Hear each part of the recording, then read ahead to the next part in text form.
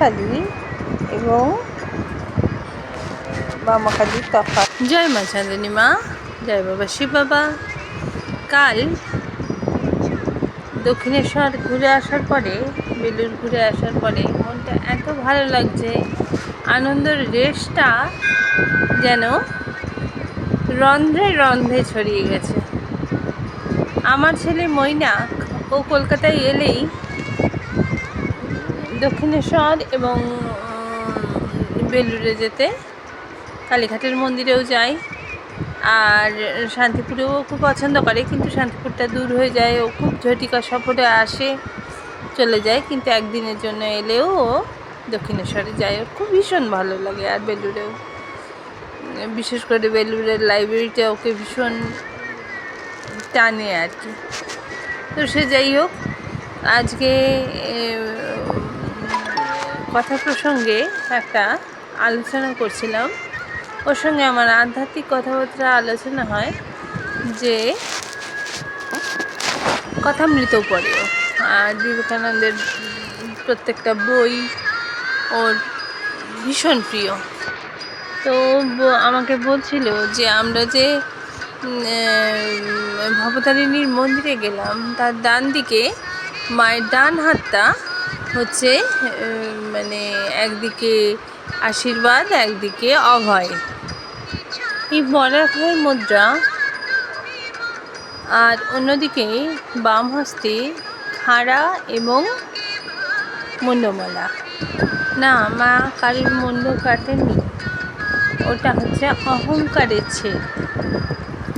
তো নরেন্দ্রনাথ যখন পিতৃবিয়োগ হলো, বাবা চলে গেলেন, তখন খুব আর্থিক কষ্টে পড়েছিলেন এবং শ্রীরামকৃষ্ণের কাছে এসে উনি বললেন যে তার আর্থিক অবস্থার কথা বলতে, উনি বললেন মায়ের কাছে যাও। মায়ের কাছে যখন গেলেন তখন দেখলেন যে মা জীবন্ত, আর মাকে চাইলে উনি পৃথিবীর রাজা করে দিতে পারতেন না, কিন্তু 22 বছরের সেই যুবক, সেই অতি বুদ্ধিমান যুবক আমাদের স্বামীজি বুঝেছিলেন রাজা হওয়া যায় ক্ষণিকের জন্য, কিন্তু প্রজ্ঞা, জ্ঞান, বৈরাগ্য, মুক্তি, এটাই তার আরাধ্য ছিল। ওই জন্য আজও স্বামীজি আমাদের সবার মনে জায়গা করে রেখেছেন। তিনি চেয়েছিলেন এবং মা ভবতারিণী স্বয়ং তাকে আশীর্বাদ করেছিলেন। এই যেটা কথা, সেটাতে কথামৃততে লেখা আছে যে দক্ষিণা কালী এবং বামা কালী। দক্ষিণা কালীর কাছে আমরা যেটা আমাদের পার্থিব জিনিস, যেমন ধন দৌলত প্লাস যে কোনো জিনিস, শরীর স্বাস্থ্য সুখ স্বাচ্ছন্দ্য চাইতে পারি। আর বামা কালীর কাছে একদম আধ্যাত্মিক জিনিস ছাড়া ওনার কাছে কিছু চাওয়া যায় না। সেটা আমার কাছে একদম নতুন তথ্য ছিল। তারপরে আমি ভাবলাম যে কথাটা কতটা সত্য, কতটা কি, তারপরে আমি কনফার্ম করলাম।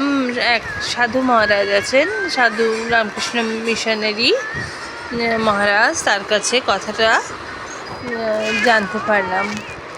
জানতে পেরে ভাবলাম আপনাদের সঙ্গেও শেয়ার করে দিই কথাটা।